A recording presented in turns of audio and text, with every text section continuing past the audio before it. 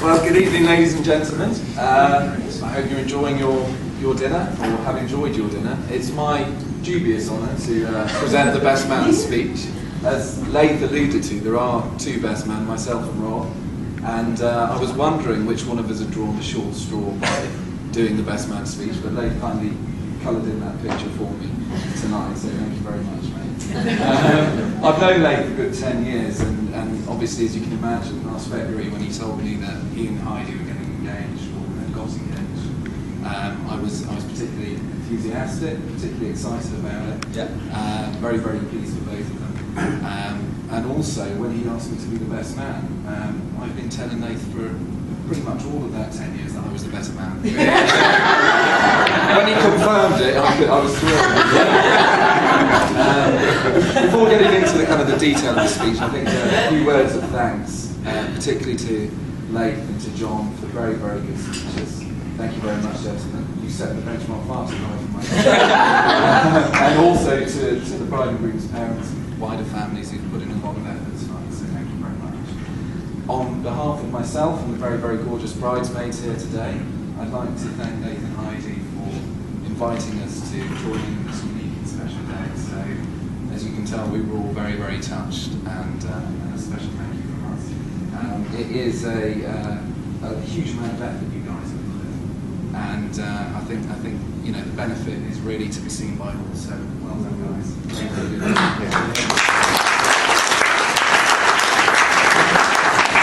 I think part of the best man's role really is to provide a little bit of insight into the couple. So some of you will know more about one of the happy couples than the other.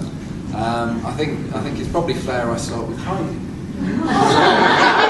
It's fairly obvious to all of you that Heidi is a very beautiful, very intelligent girl, and she's a very likeable person. So, but she also has more subtle qualities, which as you get to know her more, come out. She's a very social animal. She's a very socially interactive person. She's somebody who can be immersed in any situation, make friends, and come out, 10 times richer as a result. And I think that's really to her credit. She's also dotes on Leith, which is handy because Leith also dotes on Leith. They do have a lot in common at that. And Heidi also never fails to pay a compliment. I can remember.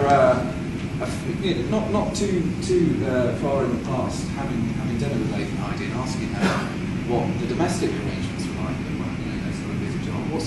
What's Leith like around the house? What's he like with housework particularly? And I was quite surprised by the answer. Heidi likened him to God, which was a little bit of a shock.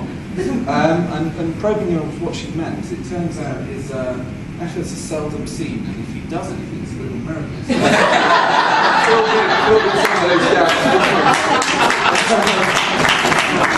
Now, when it comes to Leith, he's got quite a lot of qualities. He's a very witty guy. He's very charismatic, very courageous, handsome, suave. Actually, Leith, I don't think that's how you spell suave.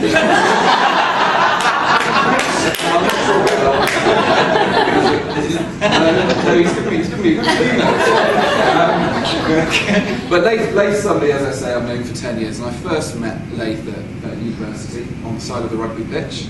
We were both subs, going to go on in the Hatfield Castle kind of local derby game, and Leith and I got chatting, and he was very keen to tell me about his prowess in the rugby field.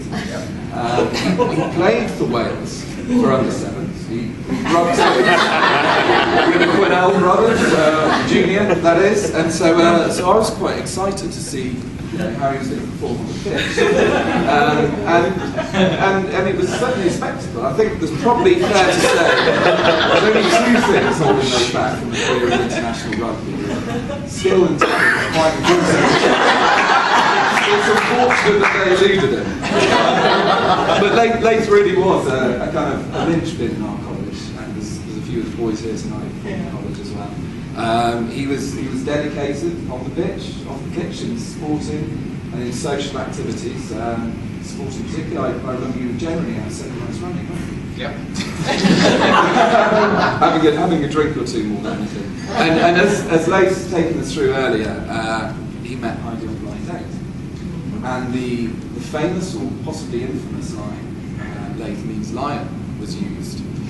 Now, this has been rolled around the block a few times, and on the behest of Cyril, not wanting to be accused of sloppy journalism, I kind of did my research on this piece. So Leif does in fact mean lion. There is a Scottish rendition where it means wine river, and there's also a Greek rendition where it means forgetful. Now, I don't know whether Heidi would have been quite as impressed with you when you first met me. Come out, don't stop you know what you liked. But I think it's testament, despite going off on dates with other people, that you are in it together. 10 years later, you've persevered through all of that.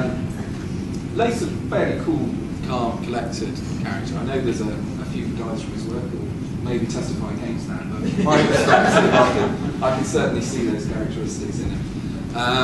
So this morning we went for a little bit of a girly morning, to be fair. Leif decided that Rob and I needed a good pampering, and we crossed the border into Wales for a head massage, a shave, I had my eyebrows plucked, which was a genuinely new experience for me. But I was asking Leif how he slept. Was he nervous? Was he calm? He told me he slept like a baby, which was pretty good.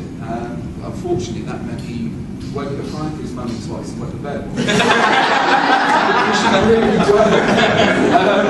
There's an element of, I think, in the best man's role to give Reed some advice for his married life, and I thought two pieces of advice probably relevant. You know, they've lived together for a little while, but you know, going back after the honeymoon, back into the house, it's Leif's time to assert his authority. I think laying down the law, setting the rules out, and you know, that strong respect of the man of the house. That would be my first piece of advice. My second would probably do everything Heidi says. I think in speeches generally, it's good to quote somebody more eloquent and insightful than yourself and try and pass it off as your own. But I'd come across a quote that I think bears true to this situation. Friedrich Nietzsche said of marriage that it's one of those rare situations where the sum of the parts, the whole is greater than the sum of the parts. And I think when you consider Leif and Heidi, that's very much true.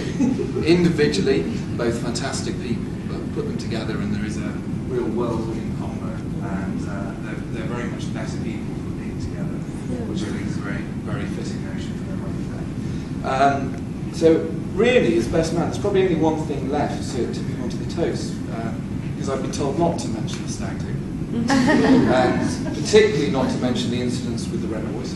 Not to mention the incidents with the police, or indeed Leif's outstanding warrant for indecent exposure in Polish Town Square. So I would like all of you to make sure your glasses are charged. To Leif and Heidi, I would like to say, I hope the roof never falls in and you never fall out. And for you, ladies and gentlemen, I'd like you to join me in raising a glass to the bride and groom.